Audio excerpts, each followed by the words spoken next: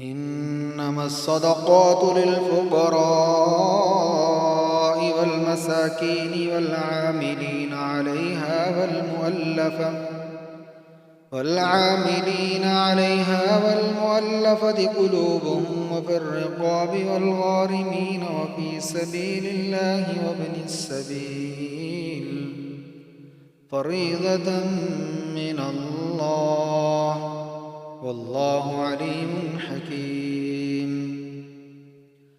ومنهم الذين يؤذون النبي ويقولون هو أذن قل أذن خير لكم يؤمن بالله ويؤمن للمؤمنين ورحمة للذين آمنوا منكم والذين يؤذون رسول الله لهم عذاب أليم.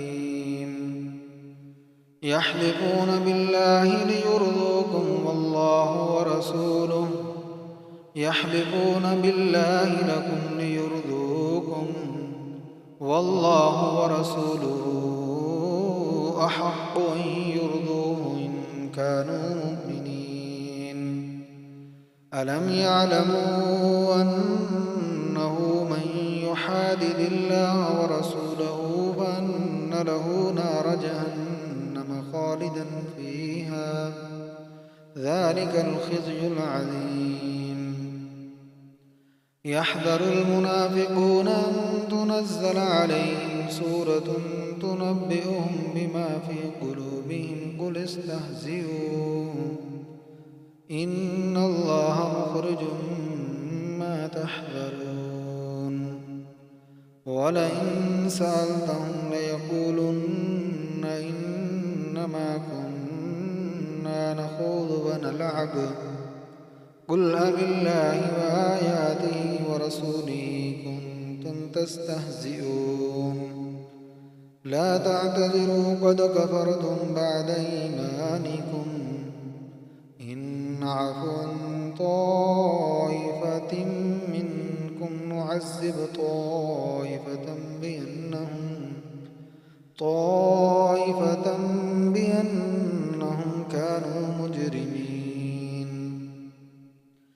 المنافقون والمنافقات بعضهم من بعض يأمرون بالمنكر وينهون عن المعروف ويقبضون أيديهم نسوا الله فنسيهم إن المنافقين هم الفاسقون.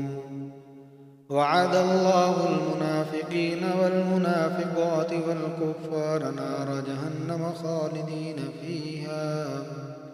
خالدين فيها هي حسبهم ولعنهم الله ولهم عذاب مقيم. كالذين من قبلكم كانوا أشد منكم قوة وأكثر أموالا وأولادا فاستمتعوا بخلاقهم فاستمتعتم بخلاقكم كما استمتع الذين من قبلكم بخلاقهم وخذتم كالذي خاضوا أولئك حبطت أعمالهم في الدنيا والآخرة وأولئك هم الخاسرون. ألم يأتهم نبأ الذين من قبلهم قوم نوح وعاد وثمود وقوم إبراهيم وأصحاب مدين والمؤتفكات أتتهم رسلهم بالبينات فما كان الله ليظلمهم ولكن كانوا أنفسهم يظلمون.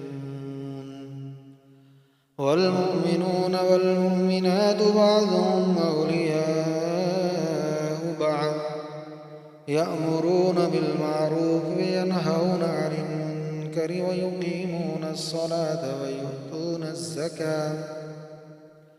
ويؤتون الزكاة ويطيعون الله ورسوله أولئك سيرحمهم الله إن الله عزيز حكيم. وعد الله المؤمنين والمؤمنات جنات تجري من تحتها الأنهار خالدين فيها ومساكن طيبة في جنات عدن ورضوان من الله أكبر ذلك هو الفوز العظيم.